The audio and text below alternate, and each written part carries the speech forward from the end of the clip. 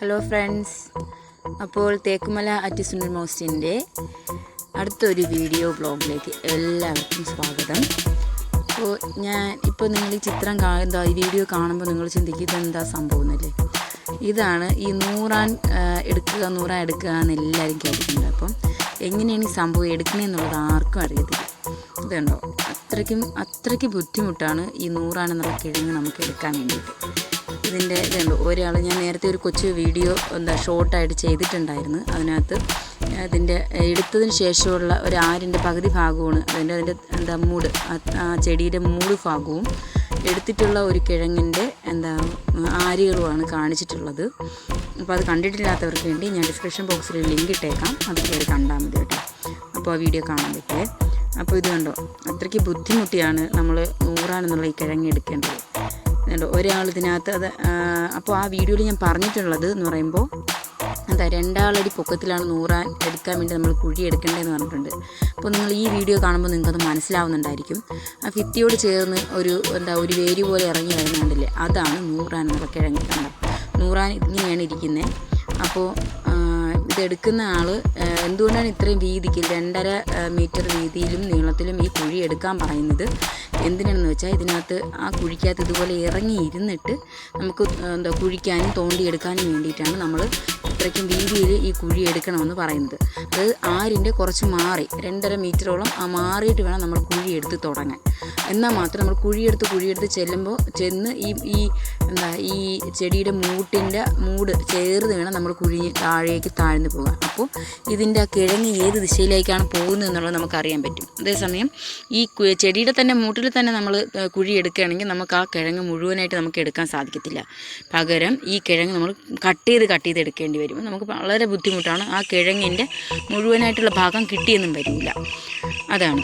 അപ്പോൾ ഇത് കണ്ടോ, ഈ പുള്ളി നമ്മൾ എടുക്കുന്ന ഈ വീഡിയോ തന്നെ നമുക്ക് കാണാൻ സാധിക്കും. ഇനി നമുക്ക് അങ്ങോട്ട് എടുക്കണമെങ്കിൽ ഇനിയും ഈ കുഴി ഒരുപാട് താന്നാൽ മാത്രമേ നമുക്ക് പുള്ളി എടുക്കുന്ന ആ നൂറ നമുക്ക് ഫുള്ളായിട്ട് എടുക്കാൻ കഴിയും. അങ്ങനെ വന്നപ്പോൾ ഈ കുഴിക്ക് ഒന്നാമത് നമുക്ക് 2 ആൾ പൊക്കത്തിലുള്ള താഴ്ചയും കഴിഞ്ഞിരിക്കുകയാണ്. പുള്ളിയുടെ പൊക്കത്തിനനുസരിച്ചുള്ള കുഴിയെ കഴിഞ്ഞിരിക്കുകയാണ്. അപ്പോൾ അതിന് വേണ്ടിയിട്ട് ഇനി അത് മുഴുവനായിട്ട് എടുക്കാൻ കഴിയത്തില്ല. അപ്പോൾ അതിന് ചുറ്റുമായിട്ടൊരു കൊച്ചു കുഴി എടുത്തിട്ട് അവർ ചെയ്യാൻ നോക്കുകയാണ്. അതായത് ആ കിഴങ്ങെടുക്കാനായിട്ട് നോക്കുകയാണ്.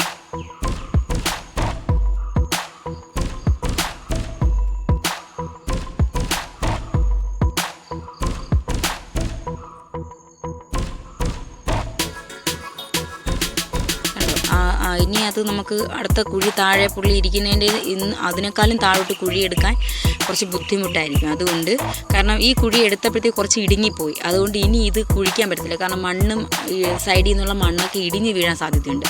അതുകൊണ്ട് നമുക്ക് ഇനി അത് അത്ര പോസിബിളല്ല.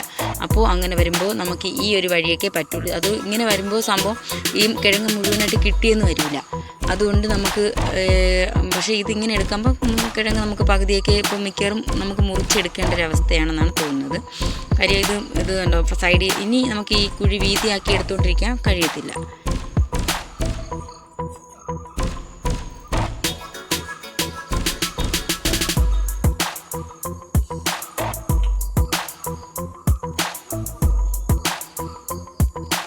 ഇതുപോലെ കമ്പൊക്കെ ഉപയോഗിച്ച് തോണ്ടിയെടുക്കാൻ വേണ്ടിയിട്ടാണ് കുഴി നല്ല വീതിയിലും നല്ല നീളത്തിലും ഒക്കെ എടുത്ത് നമ്മൾ തുടങ്ങണമെന്ന് പറയുന്നത്. കുഴി നമുക്ക് ഉള്ളിലോട്ട് ചെല്ലുന്തോറും കുഴി ചുരുങ്ങാൻ പാടില്ല. ചുരുങ്ങിക്കഴിഞ്ഞാൽ നമുക്കിതിനകത്തിരുന്ന് പോസിബിളായിട്ട് തോണ്ടിയെടുക്കാൻ പറ്റത്തില്ല. അതുകൊണ്ടാണ് കുഴി നല്ല ആയിരിക്കണമെന്ന് പറയുന്നത്. ഒരാൾക്ക് ഇതുപോലെ അതിനകത്ത് ഇറങ്ങിയിരുന്ന് കമ്പോ അല്ലെങ്കിൽ ഒരു മൺവെട്ടി ഉപയോഗിക്കാൻ കഴിയണം. എന്നാൽ മാത്രമേ നമുക്ക് ഈ കിഴങ്ങിൻ്റെ ഫുള്ളായിട്ടുള്ള ഭാഗം എടുക്കാൻ കഴിയുള്ളൂ.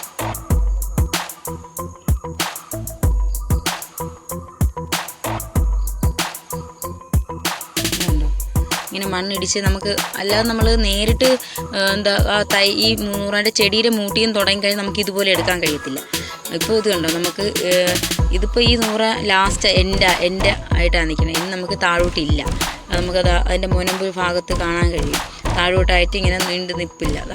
ഈ ഭിത്തി നീളത്തിന് വേര് പോലെ ഇതുണ്ടോ, അതിൻ്റെ ആ ഒരൊറ്റ ആരിൽ തന്നെയാണ് നൂറാനുള്ളത്. അതുണ്ടോ, അത് ഒടിഞ്ഞു വന്നേക്കുകയാണ്. ഭക്ഷണ യോഗ്യമായിട്ടുള്ള ഭാഗം ആണിത്. ഇതിൻ്റെ മുകളായിട്ടുള്ള ഭാഗം മൂട് ഭാഗമാണ്, മണ്ണിനടിയിലോട്ടുള്ളത് നല്ല പഞ്ഞി പോലെയുള്ള നല്ല മാർദ്ദവമായിട്ട് നല്ല മധുരമുള്ള ഭാഗമായിരിക്കും ഏറ്റവും അടിയറ്റത്തുള്ളത്.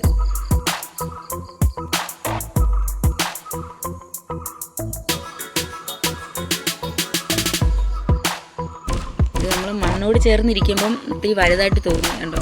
ആ മണ്ണൊക്കെ തൊഴിച്ച് കഴിയുമ്പോൾ നമുക്ക് ഇതുപോലെ ഒരുപാട് എടുക്കണമെങ്കിൽ ഇതുപോലെ തന്നെ എത്രയെങ്കിലും കുഴികൾ എടുത്താൽ മാത്രമേ ഒരു 10 കിലോ എങ്കിലും നമുക്ക് കിട്ടും. ഇപ്പോൾ ഈ ഒരു കുഴിയിൽ നിന്ന് 5 കിലോ, ഒരു 3, 4, 5 കിലോയോളം ഒരു കുഴിയിൽ നിന്നൊക്കെ കിട്ടാറുണ്ട്. അത് അങ്ങനെ വരുന്നത് ആര് തിരിഞ്ഞ് ഒരുപാട് ആരുകൾ തിരിഞ്ഞ് പോയാൽ മാത്രമേ അങ്ങനെ കിട്ടുള്ളൂ. ഇതിപ്പോൾ ഈ ഒരു കുഴിയിൽ നിന്ന് ഒരു ഏകദേശം ഒരു 2.5 കിലോയോളം വരും.